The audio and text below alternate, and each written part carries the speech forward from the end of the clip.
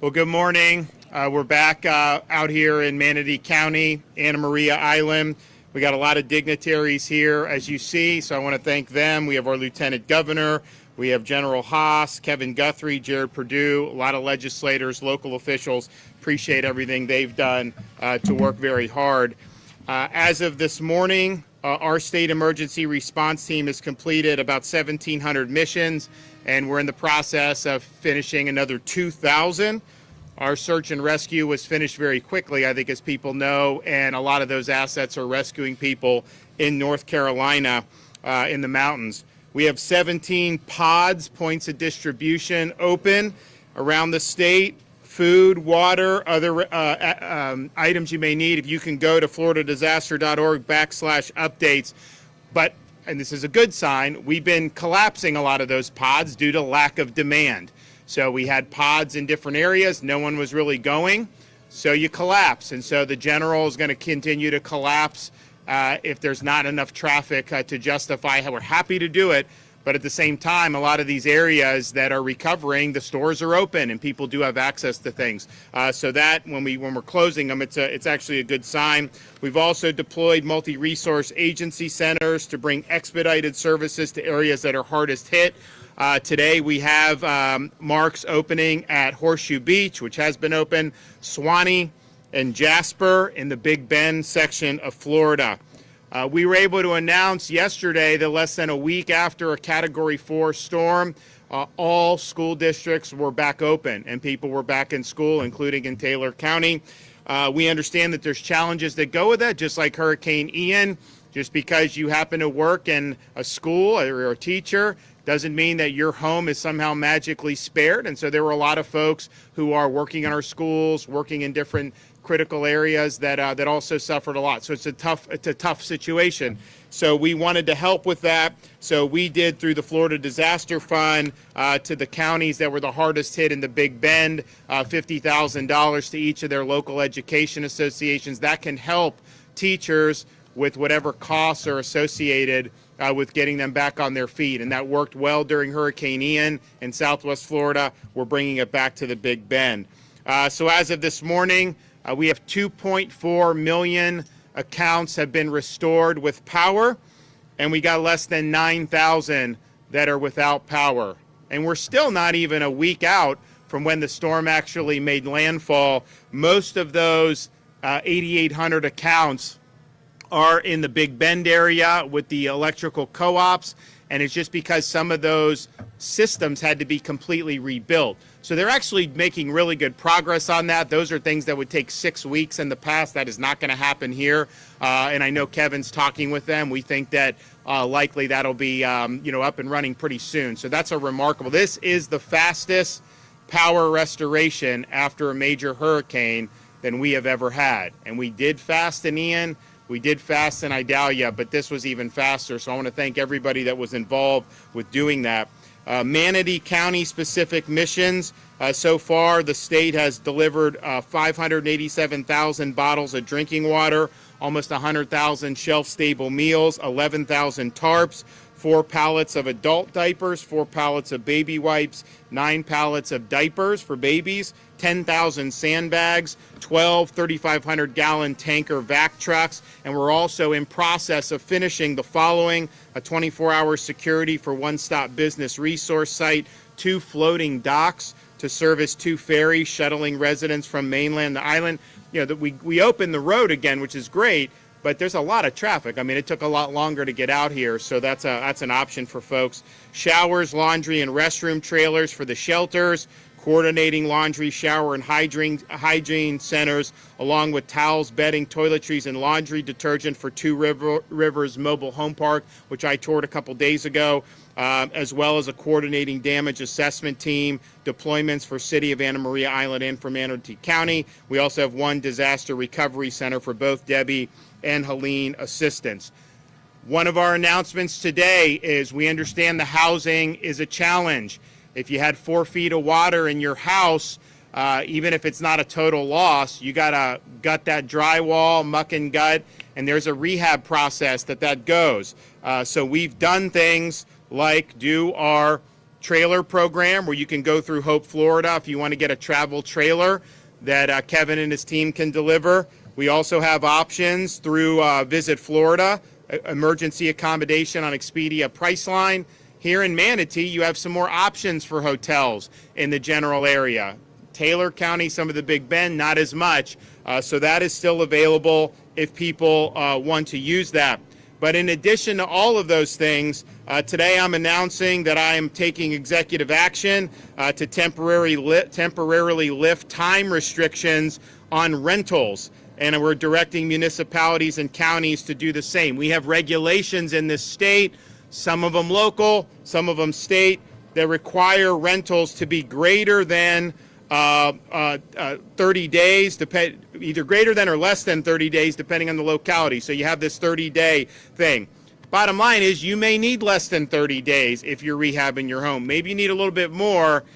If you are a victim of Hurricane Helene, those regulations are lifted, and you can rent what you need to rent, regardless of any arbitrary rules. So we will provide. This will help provide immediate housing that will last 30 days or more for those who need it, but also cover those who need less than 30 days. And this is all counties that were declared under a state of emergency ahead of Hurricane Helene. Second executive order that we're doing is the continuity of our elections. So I'm announcing actions to ensure that people are going to be able to vote regardless of this storm. So in the areas that were most affected, Charlotte, Dixie, Hernando, Hillsborough, Lee, Levy, Madison, Manatee, Pasco, Pinellas, Sarasota, and Taylor, we are authorizing the supervisor of elections to make appropriate accommodations, just like was done after Hurricane Ian. And so we obviously are continuing with voter security efforts. None of those are being lifted. But if there's a polling place that's been destroyed, you have an ability to set up a different site, provide proper notice, and follow all the rest of state law. But this will ensure that residents that were impacted by this storm and displaced maybe still have the ability to vote in this November's election. Third executive order. We see, just going down here, you see debris, and they're doing a good job of cleaning up around here. I can tell you there was a lot of damage in Anna Maria, and so I see the progress, and there's a lot that needs to be done. But you have a lot of people that had feet of water in their homes. They're having to throw away furniture. They're having to gut the drywall. They're having to do all these things, and that's going to require them to be able to have the resources they need and the supplies they need to be able to rehab their homes, to be able to purchase additional furniture, or whatever it is that helps get them back on their feet. And this is something that, even in a normal circumstance, you can have challenges when you have this many properties that have been affected by a storm of this magnitude, of making sure you get all of that. And that's under normal circumstances. Now, we have this situation where you have these ports are being shut down across the East Coast and the Gulf Coast of the United States. This has the potential of really disrupting the hurricane recovery and of hurting the people who were victims of the storm. And I don't think it's right to try to cripple the recovery that our storm victims are undergoing. We want to accelerate the recovery and do all we can to make that happen. What is going on in this work stoppage will negatively impact the distribution of cargo, and that will include perishable foods, medical equipment, home goods, electronics, machinery, apparel, vehicles, vehicle parts, lumber, steel, as well as other essential construction and hurricane supplies.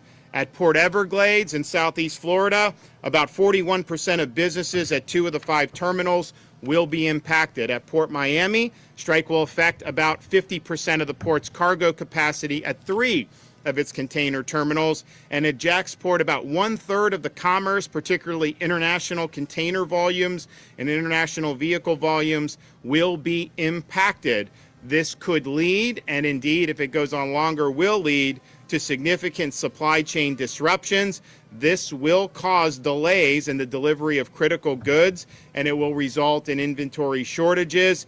Economic forecasts show that for every 36 hours this continues is equal to 1 week of supply chain disruptions. Do we have time for weeks of disruptions given all that's happened in communities in Florida and throughout the Southeast? I don't think so. I think we need to get the stuff here as soon as possible so that people can get back on their feet. So as Floridians work hard to recover from Hurricane Helene, we have thousands of houses that are requiring substantial repairs or complete rebuilds. We know that these downstream harms to our residents are not acceptable. Our residents need reliable, steady supply of resources and building materials to keep their families fed and rebuild their homes and businesses. And so we have a responsibility in the state of Florida to do everything we can to avoid, mitigate, or minimize these disruptions that will have a negative impact on the people of Florida. So there are ships that have nothing to do with this, these negotiations. They may need a place to be able to come, and we just want to send the message, you can come to the state of Florida. You have Port Manatee can accept some of these ships. In fact, there's a ship that's got a bunch of steel that would be used for things that we need that may end up being rerouted. So Florida is open. We want to use our resources to be able to get all this stuff to the market so that people are able to use what they do.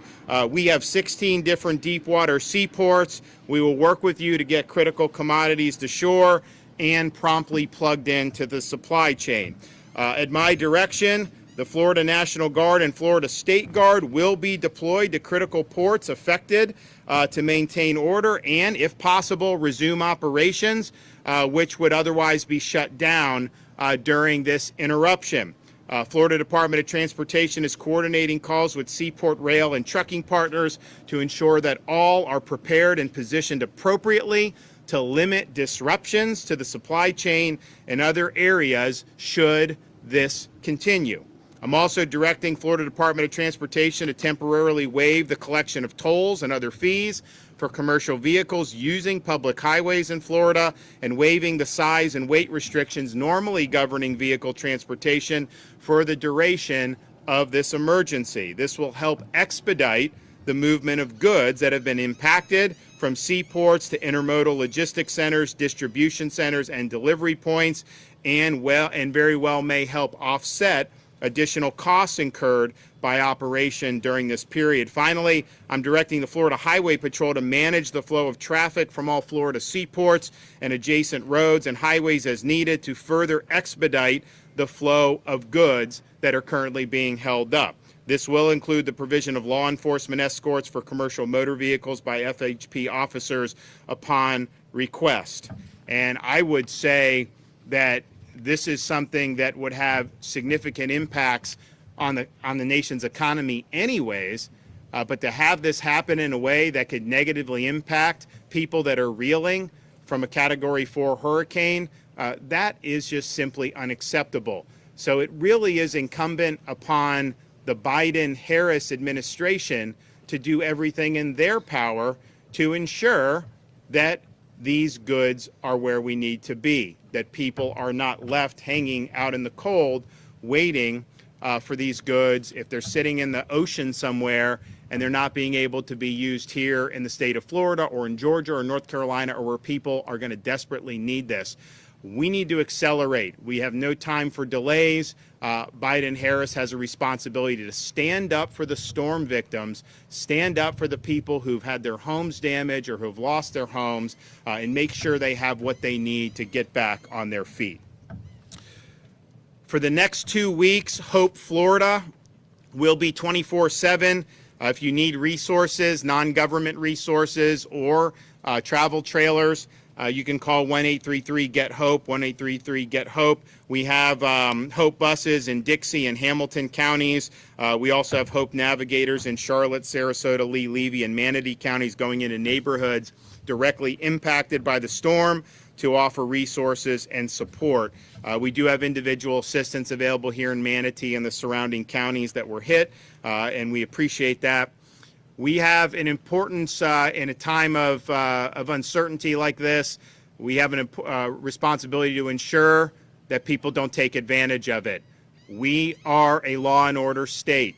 If people want to come and try to loot or try to take advantage of people when they're on their backs, you will face severe consequences. And it may be law enforcement consequences that will hold you accountable, but we also have a lot of citizens that are going to defend their property. So do not even think about messing around in the state of Florida. You will regret it. This weekend, we were down in Bradenton Beach. We launched the Gulf Drive emergency repairs. We had 4 or 5 feet of sand covering the road. There were damages to the road. I mean, you look at the picture before, and then you look at what happened after the storm. It wasn't even recognizable in some areas. We wanted to make sure that this was not going to be something that was going to take weeks or months, as some people said, and probably would take weeks or months in many other states because of bureaucracy. We said you got to get going. Within 24 hours, Longboat Key portion was reopened, and on Monday night, really just a couple days after launching the emergency repairs, the entire 16-mile stretch of emergency repairs was completed. So I want to thank the Department of Transportation and Jared Perdue for getting that done very quickly and efficiently and making sure that people are able to use that important road. We have been talking about emergency bridge loans for businesses. We've set aside $15 million. We could do more if there's a demand. This is a zero-interest loan for up to $50,000. Very flexible repayment options. And so if you're somebody that needs that, use it. We've approved 99 loan applications for more than $4 million. And we have, like I said, we've got up to $15 million at a minimum that are ready to go. We've also made sure that you have places that have these restaurants that had either total destruction or significant damage. Some of them still want to be able to stay in business in the short term. Well, we've waived any limitations or any bureaucracy so that if you want to start a temporary restaurant, have it in a food truck, you should go do that. And government shouldn't be holding you back. So that is approved, and I know there's going to be restaurants that are going to be doing that, and we welcome that. We want you to be able to continue to earn revenue in this transition time. FloridaDisasterFund.org is open. It can accept taxpayer donations. I mentioned we did $50,000 increments to these Big Bend counties for the teachers. We'll probably do some stuff for maybe first responders as need be. So that's something that's been effective, and we appreciate people that have helped with that. Because our rescue operations happened very quickly, and because there was not a demand for that shortly after the storm, Florida redeployed resources to North Carolina under Operation Blue Ridge. They are working across multiple agencies to provide rescues, to provide food and water and essentials to people who are really in need. We also have our Florida Department of Transportation has brought crews to help repair roads, including 7,500 of emergency feet of bridges, and those will be utilized as appropriately, and we're happy to do that. We had just a couple days ago, we had people from the Florida Guard as well as Fish and Wildlife make contact with a community of 100 families that was stranded. They didn't have access to food or water.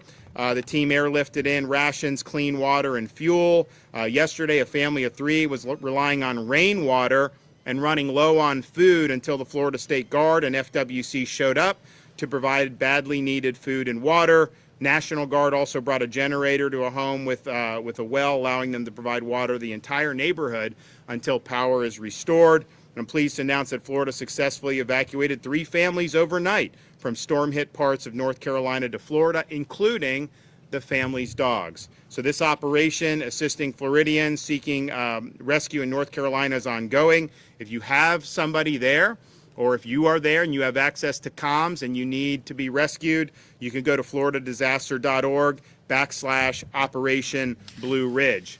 So we are, all systems go on everything we can do to be helpful. We do believe that this executive order on the rentals will provide more flexibility for people that need short-term solutions. We also think the elections are going to go fine. We're making the same accommodations we did with Ian, Everyone's going to be able to get to vote, and they'll be able to do so securely and safely.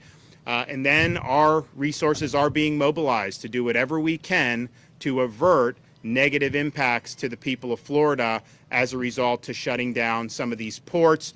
We have hurricane victims that are going to need relief. We do not want to be in a situation where people are having to wait weeks and weeks for things that they could have had as a result of these ports being closed. So our executive order is doing what we can within the power and authority of the governor's office to be able to mitigate those effects. So we're happy to do that, and we'll do whatever we can to make sure that folks have a smooth recovery. Okay, we're going to hear from some of our folks now. So we'll start with Kevin Guthrie from the Division of Emergency Management.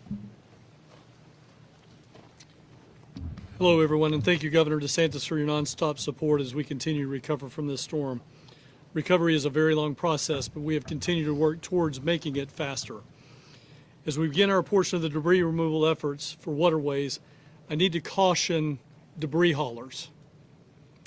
We've had an incident happen in Sarasota County. If you are a debris hauler or a contractor who is in default of your contract, or who will not fulfill the terms of your contract, I will be directing the Department of Management Services Secretary to place your company on the suspended vendor list for the state of Florida. Your contract could be with FDEM, it could be with any state office, department, board, commission, division, bureau, council, or any other government entity, but you will be on that list and you will be suspended from doing business in the state of Florida. This is not the time to go chasing debris and debris money. It's time to do your job that we ask you to do here in the state of Florida. If you want to work with the state, then you need to fulfill your contract. Our Florida communities deserve the utmost service excellence as they work to clean up and rebuild resiliently for their residents, and debris removal is a massive part of that mission. For our impacted residents, if you are applying for FEMA assistance, you need to continue to provide the information that FEMA asks you for and make sure that you keep your account and application up to date. I'm going to take a moment just for a second and just explain a couple of things. We as individuals and human beings are just generically, we're prideful. We don't want to say that we're homeless. But if you're staying on a couch with a friend or a family, by definition, to qualify for programs, you are homeless. So please make sure that you're keeping that information up to date with FEMA. If your situation changes, you got a place to stay today, you're in a hotel, but your funds are going to run out, you're going to have to go stay with somebody on their couch. Update your status. That may open up other programs to help you out. Disaster recovery centers are continuing to open up every single day in the impacted counties for Hurricane Helene and also Hurricane Debbie. These centers can provide one-on-one assistance for the application process, and you can find one in your area through our live map at floridadisaster.org/updates.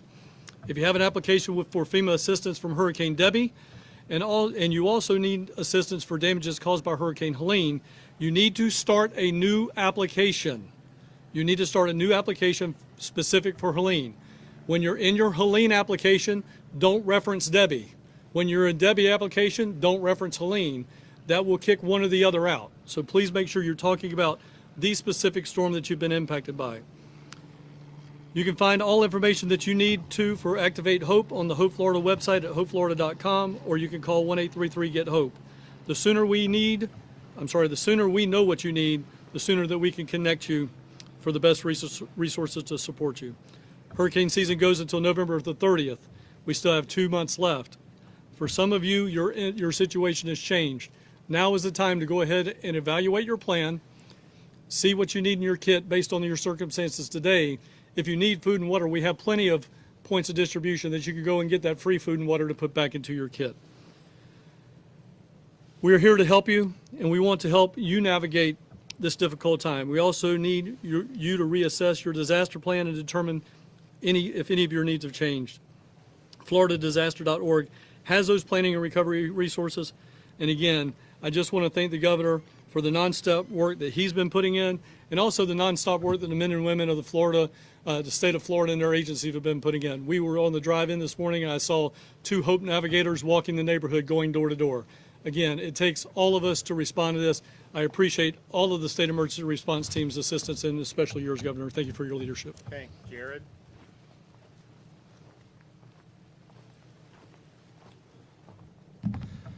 Governor, thank you for your leadership on this issue and fighting to protect our supply chain. As you've heard from the governor, many East Coast and Gulf Coast seaports have slowed way down or shut down due to the ongoing negotiations between USMX and the ILA. As the Transportation Secretary of Florida, FDOT fully understands that the transportation network is the nexus for Florida's supply chain. It is quite disappointing we've reached this point given the well-known ripple effects a disruption in our supply chain has on the quality of life for our country and, most importantly, our Florida residents. Most of the things we buy every day come through one of our 16 deepwater seaports. These 16 ports produce 900,000 direct and indirect jobs, annually provide more than $117 billion in economic value, and handle over 114 million tons of cargo. The East and Gulf Coast ports combined handle about 25 to 30% of U.S. imports of steel, cement, and other construction materials that are needed for Floridians to quickly rebuild after Hurricane Helene. This is especially critical during this time of hurricane recovery for a large portion of our state and the whole eastern seaboard. I've been in the field with our FDOT crews who were deployed to the field within hours of Helene's landfall. After personally spending time with Floridians this past week who are hurting and will have to rebuild, it is a genuine concern that this kind of shutdown will hinder them from being able to do that. Our FDOT crews have worked around the clock to clear Gulf Boulevard in Pinellas County, to cut and toss I-10 in a matter of hours after the storm, and also cut and toss over 12,000 miles of roadways statewide. We inspected over 1,900 bridges across the state and removed debris and repaired all of our critical infrastructure within days of the storm making landfall. Just south of here, as you heard from the governor, we worked to clear Gulf Drive, which as of 8 a.m. this morning, we are also proud to announce that the local side streets in Bradenton Beach are now clear. People want to get back to normal, and under the governor's leadership, FDOT is committed to helping them do just that. If this issue is prolonged, Florida will directly feel the impacts with a lag in receiving construction materials, consumer goods, and agriculture products, amongst many other things. FDOT is proud to answer the governor's call in this executive order. When we do reopen, we need to be ready for the influx of cargo at our seaports and getting that cargo to its ultimate destination as quickly as possible. Our team has already begun coordinating with our seaport and trucking partners, Florida Commerce, Florida Highway Patrol, and our National and State Guard leadership to ensure they have access to all resources and information they may need to help mitigate the impacts of this issue. Under the governor's executive order, the state stands ready to waive tolls, size and weight restrictions, and hours of service for truckers, and to coordinate FHP and National Guard and State Guard escorts and convoys for trucks and manage the flow of traffic leaving out of seaports. FDOT is ready to serve in any capacity we can, including supporting those seaports not impacted by the strike who are able to receive and prioritize vessels with a Florida port of call who may be carrying medical equipment and hurricane recovery supplies. Florida seaports are still open for business, and we welcome any vessels to redirect here. Thank you to our port partners who have been steadfast in seeking solutions to ensure Florida experiences as minimal impacts as possible. I've witnessed firsthand the destruction this storm has caused across Florida and the Southeast.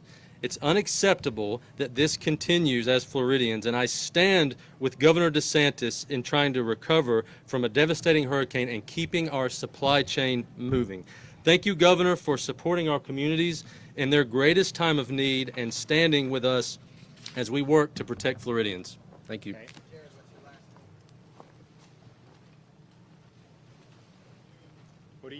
What did they say? Purdue? Jared Purdue. Yeah, Purdue. Department of Transportation. Governor, thank you for your leadership, for your support, and for your decisive actions enabling a broad and capable hurricane response.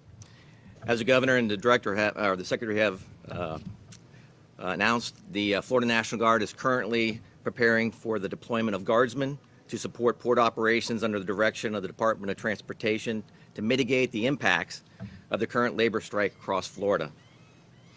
Our guardsmen are prepared to perform several key tasks, including heavy equipment operations, warehouse operations, security operations, transportation, and command and control. These critical functions are essential to alleviating potential disruptions caused by the ongoing strike and to ensure the necessary services and supply continue to flow across Florida in the aftermath of Hurricane Helene. The Florida National Guard continues to support hurricane operation response both here at home and in Carolinas, and stand ready to support Secretary Perdue and the Department of Transportation with the deployment of personnel and essential capabilities across Florida's major ports. Florida Governor, your Florida National Guard stands ready to support. Okay. So we will continue to really press on this. We know it's important, and we know we've got to do everything we can to make sure people are able to get back up on their feet. And it's going to take time, but we don't want it to take more time than is necessary because of some of these interruptions. So thanks for everyone involved with that. Governor, we've seen several times you've worked with President Biden in the past. You've met him at several disasters. Is there a particular reason you're not with the president today in telling us? No, we had this plan. Governor, last night the city of Holmes Beach enacted a 45-day moratorium on vacation rental reservations. Will your executive order today supersede that? It will supersede it for people who were affected by the storm. So if someone's got a rental in Holmes Beach and you've lost your home and you need a 15-day, you have a right to enter into that agreement and do a 15-day rental or a 30-day or whatever you need. So, but it is limited to the people that were displaced from the home. Obviously, these local municipalities have certain authority to do how they want to do it, generally speaking, for the general public. But for our storm victims, we want to give them as many options as possible. And sir, we're seeing a lot of tourists that had vacations planned to places like Ana Maria and I'm sure other places along the coast, wondering if they should come. What's your messaging for people just wondering if they should be visiting these disaster area recovery zones? No, look, I mean, I think, this is something where I know the mayor's here and others, and I know they're approaching it very thoughtfully, but my view would be that there's still a lot of good stuff. We want the economy to get back going.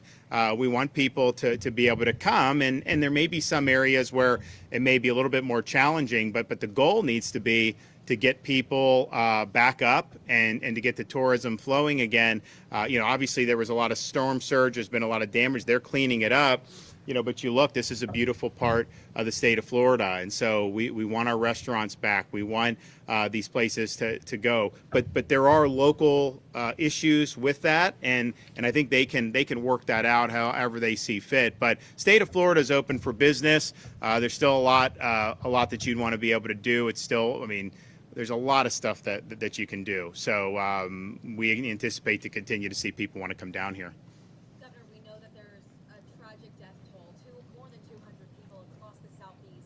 Sheriff Gualtieri in Pinellas County has been very transparent. There's been 12 deaths in his county.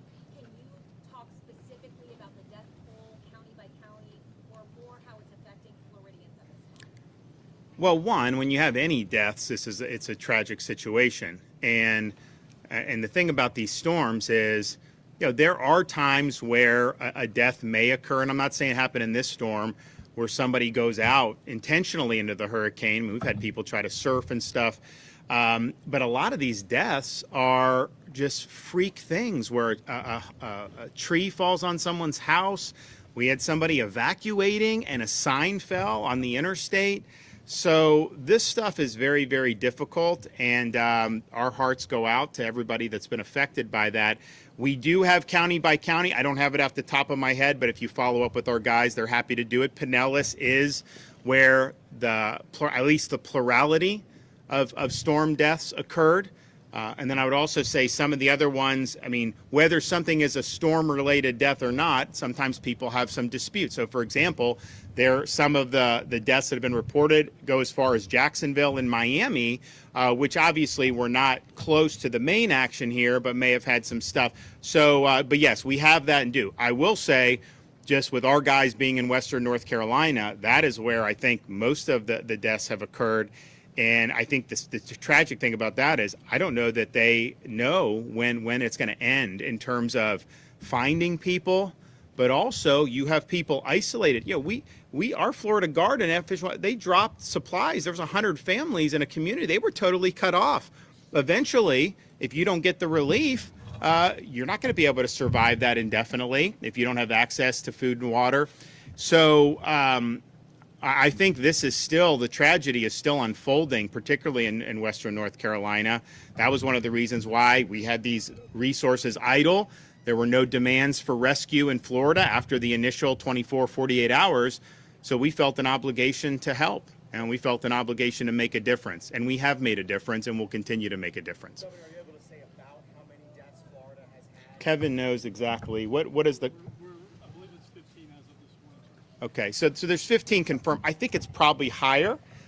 So I think, like I said, because you got Miami, you got others. So it's not just the Gulf Coast that's being included. And I think the reason is because if you have a hurricane going on, maybe there's a traffic accident, the weather's bad, even though maybe hundreds of miles away, they tend to count that. So, but we will provide that. I know they have it. And so I would think it's probably at a minimum 15. I think it's likely more than 15. Okay. I think Pinellas is definitely the plurality. I don't know if it's the majority. It might be, but it's definitely the plurality. With respect to the Holmes Beach ordinance from last night, with that, with just a little nuance, would it supersede the rule for hotels in addition to the home, instead of the homes, In terms of what for hotels? for allowing the hotels to rent, or would the hotels be subject to the same restrictions of the homes? You'd have to ask them. I'm not sure. I have not seen that ordinance. You guys obviously have your local officials that you work through on all those things, but we want people to have access to hotels. I mean, that's why we have the Expedia and the Priceline. You will be. Have they done the TSA yet? Has that been approved? It has not been approved. The request went up 2 days ago. Okay. So we anticipate for people, at least in the IA counties, would be approved for it. Yeah. So if you're, Manatee has been approved. If you've been approved for individual assistance, we've requested support for something called TSA. No, not the bureaucracy that you see at the airports. This is transitional housing money, and you would be able to take that and use it at a hotel. And we encourage people, if they want to do it. If you're a rehab in a house here, that is actually a live possibility to maybe be in a hotel for a short time period. It's a little harder if you're in Horseshoe Beach, very rural part of the state, or if you're in Deacle Beach in Taylor County. They may not be able to use. But I do think the greater Tampa Bay area, the folks that need transitional housing, that TSA very well may be something that'll be useful. And the thing is, it's helpful for the hotels too, because to the extent they have had interruption and anybody coming down, they're able to basically rent the rooms out and continue to get revenue on their end as well. So that we anticipate that will be approved, and then anybody here who's been displaced in Manatee, Pinellas, Hillsborough, Pasco, all those counties, you will be eligible for that. And Kevin, how long does that go for? It can be extended. We usually do it 30 to 60 days at a time, and we extend 30 days. Okay, so at a minimum, you'll get 30 days with the TSA for the hotels. Governor, can you talk about not just the consumer aspect of the strike that's going on at the ports, but talk about our local businesses, because they rely on these items that are off our shores right now? 100%. We've obviously included this port executive order under the umbrella of our Hurricane Helene emergency executive order because we think the impacts are significant for storm victims. But that is only one aspect of this. You are going to have businesses that are going to not have what they need to be able to continue their operations in an optimal way. And so it will absolutely hurt small businesses. And the thing about it is, there's certain things that if you're in business, like I know a lot of people in business, if they could get this made in America, they would, even if they had to pay a little more. But some of the stuff just isn't made here. And that's a whole other discussion that we can have about how you can go about fixing that. But the reality is they rely on this. And if they don't have it, they're not going to be able to discharge what they need to be successful, and especially in a time where their businesses have already been interrupted by the storm. So it will have an impact. Every 36 hours of shutdown at the ports is like a week of delay of different materials. And what happens is it initially is something you can probably get through in the first however many day or two, because there are inventories may have surplus and whatnot. Sometimes people plan for some of this stuff, and so you do that. But as you go further and further, the effects become exponential, and they really build and they really snowball. So why would we want to be doing this right now? I just think the harm to people is going to be really significant, and it's my responsibility to do whatever we can to alleviate that as best we can. And look, our tools are imperfect, but we're going to sure deploy them as necessary. Okay, thanks everybody. Appreciate it. Hang in there. We are going to come back stronger than ever here. I know, people have loved coming to Anna Maria for so long. There's so many families that have been doing this over generations, and there's a reason, because it's a really special piece of property. It's already looking a lot better than it did right after that storm. I'll tell you, people have been doing a lot of work. Good on you for that. There's a lot more that needs to be done, but it'll get done. It'll happen, and we want to get everybody on their feet as quick as possible. Thanks. Okay. Thanks, guys.